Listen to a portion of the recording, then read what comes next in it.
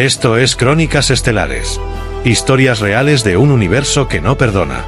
Suscríbete ahora, antes de que esta transmisión desaparezca. Bienvenidos a la Cátedra de Toxicología Humana. La nave de transporte intergaláctica se posó suavemente sobre la Tierra. A bordo, un grupo de estudiantes alienígenas, provenientes de diferentes rincones de la galaxia, miraba a través de las ventanas el azul profundo del planeta que se extendía ante ellos. Los humanos los habían invitado a participar en un programa de intercambio, un experimento de aprendizaje cultural y científico. La misión de estos estudiantes era simple: estudiar los hábitos, la biología y las costumbres de la especie humana. El aula estaba perfectamente iluminada, con tecnología avanzada de la Tierra proyectando imágenes flotantes sobre la mesa. Un humano de aspecto serio, el profesor de toxicología, saludó a los estudiantes con una sonrisa sutil mientras activaba la proyección. En la pantalla, apareció una lista de sustancias peligrosas. Los estudiantes alienígenas se acercaron rápidamente a los monitores, sus ojos brillaban con curiosidad y miedo. Estas eran sustancias conocidas por ser letales para casi todas las especies inteligentes de la galaxia, compuestos como cianuro, mercurio y gas mostaza. Hoy aprenderán sobre las sustancias que la Tierra clasifica como letales para otras formas de vida. Su función aquí será observar, dijo el profesor en tono solemne, mientras tocaba una pantalla táctil que desplegaba la lista completa de compuestos mortales. Los estudiantes no podían creer lo que veían. Cada compuesto era conocido, y las probabilidades de supervivencia frente a cualquiera de ellos eran extremadamente bajas en sus respectivos planetas. Al leer más sobre los efectos de estos venenos sobre los humanos, todos esperaban ver miedo en los ojos de los terrícolas. Pero no ocurrió. El profesor hizo un gesto hacia una mesa en la esquina de la sala. Allí, en una bandeja, descansaba una botella de un líquido oscuro, acompañado de una pequeña bolsa con un polvo rojo brillante. Los estudiantes miraron con perplejidad y repulsión. Esto, comenzó el profesor, es el primer ejemplo de lo que llamamos adicción peligrosa. Esto es café, una mezcla que los humanos consumen con regularidad, y lo que está junto a él es un chile habanero. Son sustancias que están en la lista de compuestos letales para muchas especies, pero para los humanos, son parte de su vida diaria. Los estudiantes alienígenas observaron, atónitos, como el profesor levantaba una taza y tomaba un sorbo de café caliente, disfrutando del sabor mientras una expresión de placer se dibujaba en su rostro. Luego, con una sonrisa, tomó un chile habanero, lo mordió con facilidad y lo dejó desintegrarse en su boca. Los estudiantes permanecieron en silencio absoluto. Sus mentes procesaban la información, tratando de entender cómo era posible que una criatura tan frágil en apariencia pudiera consumir sustancias tan peligrosas, sin morir al instante. Un estudiante de aspecto reptiliano, cuyas escamas brillaban levemente bajo las luces, levantó la mano. ¿Por qué los humanos consumen estas sustancias si son tan peligrosas? ¿No es esto una forma de suicidio? El profesor miró al estudiante, sin perder la sonrisa. No, para los humanos, estas sustancias son parte de lo que llaman gustos. La capacidad de sobrevivir a los peligros más mortales no solo es un testamento a su resistencia biológica, sino a su necesidad de experimentar. El ser humano busca constantemente límites, nuevos desafíos, cosas que otros no se atreverían ni a considerar. Y lo más curioso de todo, es que mientras que muchos de estos compuestos son mortales para nosotros, no solo sobreviven, sino que se sienten orgullosos de ello. Los estudiantes alienígenas intercambiaron miradas confusas, pero su curiosidad se despertó aún más. Nadie había imaginado jamás que una especie tan primitiva pudiera tener tal resistencia a lo que otras civilizaciones consideraban asesinos instantáneos. El concepto de vivir al límite no era algo que sus especies entendieran. El profesor continuó: a lo largo de este curso, veremos cómo los humanos interactúan con estos venenos, cómo los procesan y a veces, cómo incluso los convierten en parte de su cultura. En ese momento, uno de los estudiantes más jóvenes, un ser de una especie insectoide, no pudo contener su asombro. Pero, ¿acaso no sienten dolor? ¿No tienen miedo? El profesor asintió lentamente, luego señaló la pizarra holográfica donde se proyectaba un gráfico de la evolución humana. No tienen miedo, al menos no de la manera en que lo entendemos. En lugar de huir del dolor o del riesgo, los humanos lo buscan, lo enfrentan, lo desafían. Este curso les permitirá ver cómo esa misma actitud les ha permitido sobrevivir, evolucionar y, a veces, dominar incluso a especies mucho más poderosas. Los estudiantes alienígenas se sentaron en silencio, reflexionando sobre lo que acababan de escuchar. A lo largo de su vida, habían aprendido a temer a las sustancias venenosas, a evitarlas a toda costa. Para ellos, ese acto era un instinto de supervivencia. Pero aquí, en este planeta, ante esos humanos extraños, las reglas eran completamente diferentes. El profesor sonrió de nuevo, como si esperara esa reacción. Estaba claro que los estudiantes alienígenas no habían entendido completamente lo que les estaba mostrando, pero estaban listos para empezar a descubrirlo. El experimento del picante, fuego en la lengua. La sala de demostraciones fue modificada durante la noche. Las luces suaves y los hologramas flotantes ahora estaban acompañados de cabinas de aislamiento sensorial, ventilación reforzada y protocolos de bioseguridad. No se trataba de un experimento con virus. No era un estudio con armas. Era un pimiento. Los estudiantes alienígenas, aún incrédulos por la clase anterior, fueron llamados a observar el segundo componente culturalmente letal de la humanidad, el chile. El profesor caminaba lentamente por el centro de la sala, portando guantes especiales y una caja de vidrio sellada. Dentro, descansaban varias piezas rojas y brillantes. A primera vista, inofensivas. Su forma era curva, pequeña, casi decorativa, pero la reacción de los sensores era alarmante. Este es el Capsicum chinense, dijo el profesor con voz clara. También conocido como habanero. En pequeñas dosis, puede provocar sudoración, dolor abdominal, lagrimeo, aceleración del ritmo cardíaco, y en algunos casos, euforia. Un murmullo surgió entre los estudiantes. La palabra dolor resonaba como algo a evitar. Pero euforia, ¿por qué alguien buscaría eso a través de sufrimiento? El profesor sonrió mientras extraía uno de los frutos con pinzas. En muchas especies esto causaría fallo orgánico inmediato. En otras, parálisis neuromuscular. En humanos, es parte de una comida normal. Activó una pantalla lateral. En ella se proyectó un video. Un hombre, humano, reía mientras sostenía un habanero en la mano. Lo olía. Lo mostraba a cámara. Luego, con un gesto despreocupado, lo llevó a la boca y lo mordió. Segundos después, su rostro se enrojecía, sus ojos se llenaban de lágrimas, su cuerpo sudaba, pero reía. Su voz se agitaba mientras decía que estaba delicioso y pedía leche. El estudiante insectoide giró lentamente su cabeza. ¿Eso es normal? El profesor asintió. Sí. Hay competencias donde ganan quienes soportan los chiles más extremos. Algunos incluso los usan como rituales de madurez. Lo consideran un orgullo.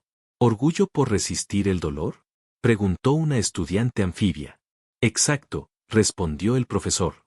Y no es un fenómeno aislado. A lo largo de su historia, los humanos han enfrentado el dolor como una herramienta de transformación. La siguiente parte fue práctica. Una cámara presurizada fue abierta para que los estudiantes pudieran acercarse, sin contacto físico, al habanero. El aire estaba filtrado, pero contenía una ligera traza del compuesto activo, capsaicina. Uno de los estudiantes, un pequeño ser de piel traslúcida, apenas inhaló, y cayó desmayado. Las alarmas médicas se activaron. Un equipo de emergencia lo asistió rápidamente. No era grave. Solo una respuesta neurológica extrema. ¿Quién fue tan irresponsable de dejarlo acercarse sin el escudo completo? Gritó uno de los ayudantes. Lo tenía. Pero la reacción fue inmediata. No lo tocó, ni lo olió directamente. Solo, percibió el entorno. Mientras tanto, el resto de los estudiantes observaba en silencio como otro humano, uno joven, atlético, entraba en la sala, saludaba al profesor con un gesto de puño cerrado, y se sentaba frente al chile. Lo tomó con la mano. Lo giró. Lo olfateó. ¿Está fresco? El profesor asintió. El joven lo mordió. Masticó. Cerró los ojos con fuerza. Y luego se rió. Este está más fuerte que el anterior. El sudor resbalaba por su frente. Su piel se enrojecía. Pero no se detenía. Terminó el habanero entero. Bebió agua. Respiró hondo. Y levantó ambos pulgares en señal de victoria. Los alienígenas no podían comprenderlo. Las escalas de tolerancia estaban rotas. Los informes fisiológicos se contradecían. Uno de ellos, el más curioso, se acercó a una de las cápsulas de análisis y pidió entrar. Quería entender qué pasaba en el cerebro humano durante el proceso. Analiza su actividad cerebral, ordenó. El resultado fue impactante. Picos intensos de dopamina, adrenalina y serotonina. El humano no solo sufría. Estaba disfrutando. Esto no tiene sentido, dijo uno de los estudiantes reptilianos. ¿Cómo es posible que un estímulo que provoca una respuesta de alerta extrema sea interpretado como placer? El profesor caminó lentamente entre ellos y respondió sin emoción. Porque el ser humano es la única especie que convierte el sufrimiento voluntario en experiencia. El silencio en la sala fue absoluto. Los alienígenas se miraban unos a otros. Y por primera vez, no sintieron curiosidad. Sintieron temor. No por el chile, sino por lo que ese pequeño fruto decía de la especie que lo consumía. Una especie que, enfrentada a lo venenoso, al dolor y al fuego, decidía sonreír. El desayuno del suicida. La luz de la mañana se filtraba entre los cristales blindados de la estación académica orbital, donde los estudiantes alienígenas eran guiados por su instructora humana hacia un nuevo módulo de observación. Aquella jornada no incluiría laboratorios, ni cápsulas de aislamiento. Esta vez, simplemente, verían a los humanos desayunar. ¿Y esta vez no habrá contacto con sustancias peligrosas? Preguntó uno de los estudiantes con piel turquesa. Eso depende de lo que consideren peligroso, respondió la instructora, sin girarse. El comedor humano se desplegaba como una galería de aromas densos y humeantes. Las mesas estaban repletas de platos que, para la mayoría de las especies civilizadas, serían motivo de alarma médica inmediata. En una bandeja destacaban las siguientes combinaciones. A huevos fritos en grasa saturada. A pan tostado hasta el punto de carbonización. Tiras de carne de cerdo curada con sodio en niveles extremos. Salsa roja fermentada con vinagre picante. Y un líquido oscuro, humeante, cargado de cafeína. ¿Este es el desayuno?, preguntó el estudiante insectoide, con sus ojos compuestos vibrando de horror. Sí, dijo la instructora. Es lo que millones de humanos consumen para comenzar su día. Los estudiantes activaron sus analizadores biológicos. Las alarmas internas se dispararon casi de inmediato. Una advertencia parpadeaba en la mayoría de los dispositivos: nivel de toxicidad acumulada, letal en dosis continuadas. Posibles efectos: hipertensión, cáncer, daño renal, daño hepático, dependencia crónica, euforia transitoria. Uno de ellos susurró: esto es un banquete de muerte lenta. Mientras los alienígenas trataban de procesar lo que veían, un grupo de humanos, aún con expresión adormecida, comía sin preocupación. Uno untaba mantequilla sobre el pan carbonizado. Otro sumergía las tiras de cerdo en salsa espesa. Una mujer de mediana edad bebía sorbos largos de café negro mientras revisaba noticias sobre conflictos políticos, pandemias superadas y temperaturas extremas. Y sin embargo, sonreía. ¿Por qué no eligen algo más saludable?, preguntó un estudiante, incrédulo. La instructora humana se giró y dijo con naturalidad: porque está rico. Porque les da energía. Porque es una costumbre. Porque nadie aquí se despierta pensando en sobrevivir, sino en vivir. Las palabras resonaron como un eco en el aula. No era una declaración científica. Era un manifiesto cultural. En una sección del comedor, varios humanos se reunieron alrededor de una máquina de fritura rápida. Uno de ellos, un joven de aspecto enérgico, seleccionó un alimento envuelto en papel metálico y lo mordió con entusiasmo. Esto es nuevo, comentó. Tiene triple tocino y mantequilla de ajo. Los alienígenas se acercaron a la vitrina. El análisis molecular de ese alimento arrojó una conclusión sencilla: comestible solo para humanos. Mortal para todas las demás especies registradas. Y lo peor, lo llamaban sándwich energético. Pero lo que más perturbó a los estudiantes fue lo que vino después. Apenas terminaron el desayuno, varios humanos abandonaron el comedor para correr. No caminar. Correr. Bajo el sol. En trajes deportivos. ¿Están enfermos?, preguntó uno de los alienígenas. No, respondió la instructora. Están entrenando. ¿Entrenando para qué? Ella se encogió de hombros. Para estar más fuertes. Para vivir más. Para quemar lo que acaban de comer. Para desafiarse a sí mismos. El estudiante reptiliano, que había permanecido en silencio durante toda la jornada, habló por primera vez. No lo entiendo. ¿Por qué comen cosas que los matan, y luego se esfuerzan por evitar que los maten? La instructora lo miró con una sonrisa extraña. Porque esa es la contradicción que los hace humanos. Eligen arriesgarse. Siempre. En todo. Desde su comida, hasta sus decisiones. Esa noche, En la bitácora compartida entre especies, uno de los estudiantes escribió: los humanos no comen por necesidad. Comen por gusto, por impulso, por emoción. Sus cuerpos están en guerra constante con lo que consumen, y aún así, cada día ganan. Están hechos para destruirse, pero insisten en reconstruirse. Lo que para nosotros sería suicidio, para ellos es rutina. Y al final, escribió una frase que dejó a todo su grupo sin palabras. Quizás el veneno no está en lo que comen, sino en cómo deciden vivir. La noche de los fermentos, alcohol y orgullo. La sala de observación fue reacondicionada para una nueva práctica. Esta vez no era de día. Las luces estaban tenues, la atmósfera más relajada. Sobre las mesas, botellas de distintos tamaños, colores y olores descansaban como tótems ceremoniales. En el centro del aula, un cartel flotante titilaba: Unidad 4, sustancias fermentadas y etanol etílico. Tóxico, cultural, ritual. Los estudiantes alienígenas tomaron asiento en silencio. Aún procesaban la clase del desayuno. Ahora estaban frente a otra paradoja humana.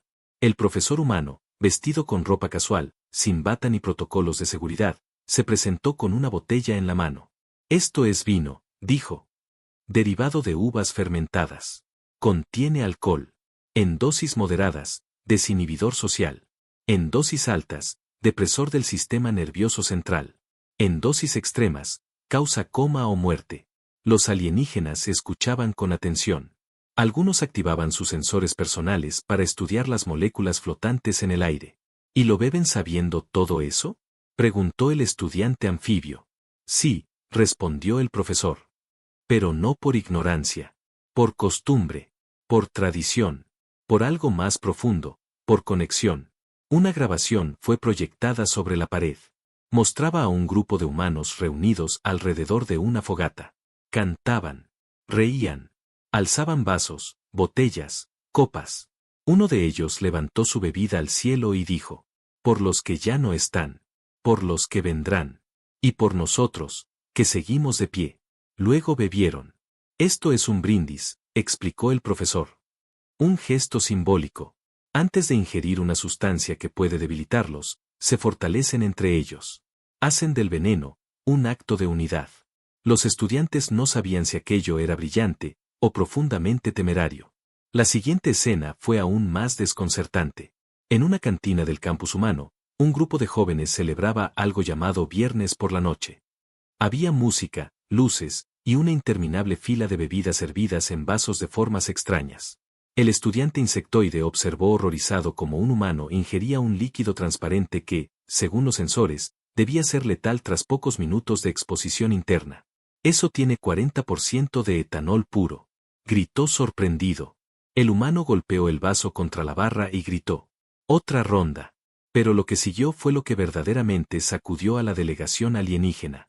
Uno de los humanos se acercó a otro con el ceño fruncido. Hubo palabras bruscas. Un empujón. Se hizo silencio. Y luego, uno de ellos alzó su vaso y dijo: ¿paz? El otro asintió. Chocaron los vasos y bebieron.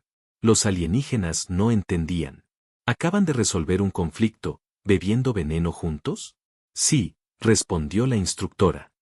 El alcohol no solo es recreativo. Es un ritual social. A veces, incluso funciona como mediador entre enemigos. Brindar juntos significa confiar.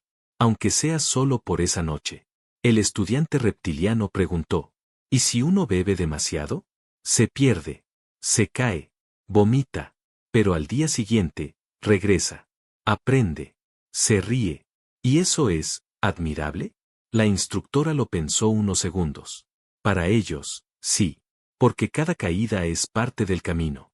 Incluso si fue provocada por su propia elección. Al finalizar la sesión, uno de los estudiantes más reservados levantó la mano.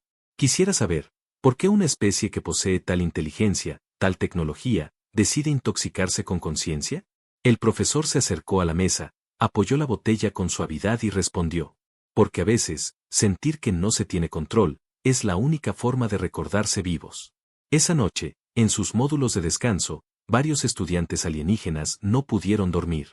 Revisaban y analizaban moléculas de bebidas humanas, comparaban reacciones neuronales, intentaban entender algo que no cabía en sus simulaciones. Uno de ellos, mirando la pantalla con una imagen congelada de un humano riendo con lágrimas en los ojos y un vaso vacío en la mano, escribió: no temen perder el control. Lo invitan. Lo celebran. Lo hacen parte de sus rituales. No para olvidar quiénes son, sino para recordar que pueden elegir ser algo distinto, aunque sea por unas horas. ¿Quién puede dominar a una especie así? Y cerró el informe con una sola palabra: incontenibles. Adicción y resistencia, lo que no mata, los vuelve más humanos. La noche era densa sobre el complejo científico orbital donde los estudiantes alienígenas se alojaban. Sin embargo, en el módulo médico, las luces seguían encendidas. No era por emergencia. Era por estudio. Los escáneres analizaban muestras biológicas humanas, sangre, tejidos, actividad neurológica bajo estímulo. Los resultados eran desconcertantes. El sujeto ha estado expuesto a compuestos cancerígenos durante décadas, informó el asistente médico. Su hígado debería haber colapsado. Y sin embargo, aún produce enzimas protectoras. ¿Y este otro?, preguntó el estudiante insectoide. Fumó durante 20 ciclos humanos. Luego lo dejó. Regeneró parcialmente su capacidad pulmonar. La mente desarrolló dependencia. Pero el cuerpo se adaptó. La sala quedó en silencio. En otra sección, la instructora humana les mostró una cronología gráfica. En ella, los registros históricos de la humanidad se alineaban con cifras aterradoras: consumo de arsénico, exposición a metales pesados, contacto con radiación, utilización de fármacos experimentales. Y al lado, supervivencia, reinvención, tratamiento, tolerancia. ¿Esto no es locura?, preguntó el estudiante anfibio, con evidente frustración. ¿Cómo puede una especie autointoxicarse constantemente y seguir prosperando? La instructora caminó hacia una mesa y colocó un objeto metálico sobre ella. Un antiguo inhalador. Esto salvó millones de vidas. Pero también generó dependencia. Eso es lo que no entienden aún. Para los humanos, cada avance conlleva un precio. Y están dispuestos a pagarlo. Uno de los estudiantes, el más joven del grupo, pidió permiso para revisar un archivo restringido. El contenido lo dejó paralizado. Videos de minas abandonadas donde humanos respiraban polvo tóxico. Imágenes de trabajadores expuestos a químicos industriales sin protección. Registros de soldados que caminaban entre nubes venenosas. Niños que crecían en ciudades contaminadas, y aún así jugaban, reían, soñaban. ¿Y no hicieron nada?, preguntó. Sí, respondió la instructora. Lucharon. Protestaron. Inventaron filtros. Leyes. Vacunas. Siempre van tarde. Pero nunca se detienen. Un dato sobresalió entre todos. Una serie de estudios genéticos recientes demostraban que, con cada generación, ciertos humanos desarrollaban mayor tolerancia a sustancias tóxicas. Pequeñas mutaciones. Cambios enzimáticos. Mecanismos de defensa que ninguna otra especie había logrado desarrollar en tan poco tiempo. ¿Están evolucionando para resistir el veneno? No lo hacen por diseño, aclaró la instructora. Lo hacen porque se niegan a rendirse. Aquella noche, los estudiantes visitaron un hospital humano. No para ver la enfermedad, sino la recuperación. Personas que habían sobrevivido a sobredosis, a quemaduras químicas, a accidentes industriales. Algunos ya caminaban. Otros reían con sus familias. Uno incluso preparaba una carrera para maratón. ¿Cómo es posible que acepten tanto sufrimiento y luego lo superen?, susurró el estudiante reptiliano. Un médico humano, que pasaba cerca, escuchó la pregunta y respondió sin detenerse. Porque cada cicatriz es parte de la historia. Y si una historia duele, se vuelve más real. En la Bitácora Galáctica, los estudiantes redactaron un informe inesperadamente poético. Hemos visto especies adaptarse a ambientes extremos, a gravedades variables, a gases desconocidos. Pero nunca habíamos observado a una civilización adaptarse al veneno emocional, físico y químico, con la frente en alto. Y concluyeron. Los humanos no son inmunes. Son tercos. Persistentes. Autodestructivos, sí. Pero esa misma tendencia a herirse es la que los empuja a sanar, a resistir, a reinventarse. No sobreviven porque sean más fuertes, sino porque nunca aceptan que algo los domine. Ni siquiera su propia debilidad. Esa noche, mientras los estudiantes regresaban en silencio a sus módulos, todos compartían la misma idea sin pronunciarla. No hay defensa natural contra una especie que convierte su mayor vulnerabilidad en arma de identidad. Porque lo que no los mata, los vuelve más humanos. El día que la galaxia entendió por qué no pueden controlar a los humanos. El gran auditorio del Consejo Intergaláctico estaba colmado. Delegaciones de más de 80 especies inteligentes ocupaban sus respectivos asientos, dispuestas a escuchar el informe final del grupo de estudiantes que había convivido con la especie humana durante su estancia en la Tierra. El ambiente era tenso. Algunos esperaban una recomendación de alerta sanitaria. Otros, una propuesta de aislamiento preventivo. Nadie estaba preparado para lo que se iba a revelar. En el centro del estrado, el estudiante reptiliano tomó la palabra. Honorables representantes. No venimos a advertirles de un peligro biológico, ni de una amenaza militar. Venimos a informarles de una anomalía evolutiva. Se proyectaron imágenes, humanos comiendo sustancias tóxicas, riendo tras consumir alcohol, resistiendo entornos radiactivos, cantando mientras lloraban, abrazando el dolor como parte de su historia. Todo lo que conocemos sobre la autoconservación, continuó el estudiante, se rompe ante la especie humana. No rehúyen al riesgo. Lo buscan. No evitan lo dañino. Lo consumen. No temen al colapso. Lo transforman en poesía, en fuerza, en legado. Hubo murmullos. Incomodidad. Una delegada insectoide se levantó y preguntó: ¿están diciendo que no podemos intervenir? ¿Qué debemos permitirle seguir extendiéndose con esa irracionalidad? El estudiante anfibio respondió desde su lugar. No es irracionalidad. Es otra lógica. Una donde el sufrimiento no se elimina, se convierte en identidad. Las imágenes siguieron. Un humano tatuándose la piel como ritual de recuerdo. Otro cantando mientras dona un órgano para salvar una vida. Una madre riendo mientras sostiene la mano de su hijo enfermo. Una pareja anciana bailando bajo lluvia contaminada. Y al final, una frase escrita en la pizarra de una escuela terrícola. Todo lo que duele, enseña. Todo lo que queda, transforma. En la cima del consejo, el alto coordinador interrumpió. ¿Cuál es su conclusión científica? Los estudiantes se miraron entre ellos. No sabían cómo explicarlo en términos fríos. Hasta que el más joven de todos, el insectoide, levantó la voz. No pueden ser domesticados. No pueden ser corregidos. No pueden ser entendidos desde nuestras leyes biológicas. Porque son algo más que una especie. Son una voluntad. El consejo cayó en silencio. En su planeta natal, los humanos no sabían que estaban siendo discutidos en la sala más poderosa del universo conocido. No sabían que sus desayunos, sus dolores, sus carcajadas y sus contradicciones habían sacudido el pensamiento de especies que llevaban milenios sin cambiar una sola norma. Porque los humanos no llegaron al universo como conquistadores, ni como iluminados. Llegaron como ellos mismos. Caóticos. Frágiles. Brillantes. Incomprensibles. Una semana después, el Consejo Galáctico decretó una medida nunca antes tomada. Toda interacción con la especie humana deberá considerarse bajo la cláusula de imprevisibilidad absoluta. Ninguna especie deberá intentar imponer modelos conductuales, religiosos o biológicos sobre los humanos. No se recomienda controlarlos. Porque la historia ha demostrado que intentar controlar a quien convierte el dolor en fuerza, es un error irreversible. Los estudiantes regresaron a sus mundos, transformados. Uno de ellos, al presentar su tesis final ante la academia de su planeta, solo dijo una frase. No son los más fuertes, ni los más sabios, ni los más avanzados. Pero si la galaxia se quiebra alguna vez, ellos serán los últimos en caer, y los primeros en reconstruir. Y en algún rincón de la Tierra, un humano se servía café, otro mordía un chile. Una abuela cocinaba con grasa saturada mientras tarareaba una canción. Un joven escribía versos sobre el dolor de una ruptura. Una niña reía con una herida en la rodilla. Y así, sin saberlo, seguían desconcertando a la galaxia entera. Porque nadie, en ningún rincón del universo, ha aprendido a vivir como lo hacen ellos. Con veneno en el plato, y fuego en el alma.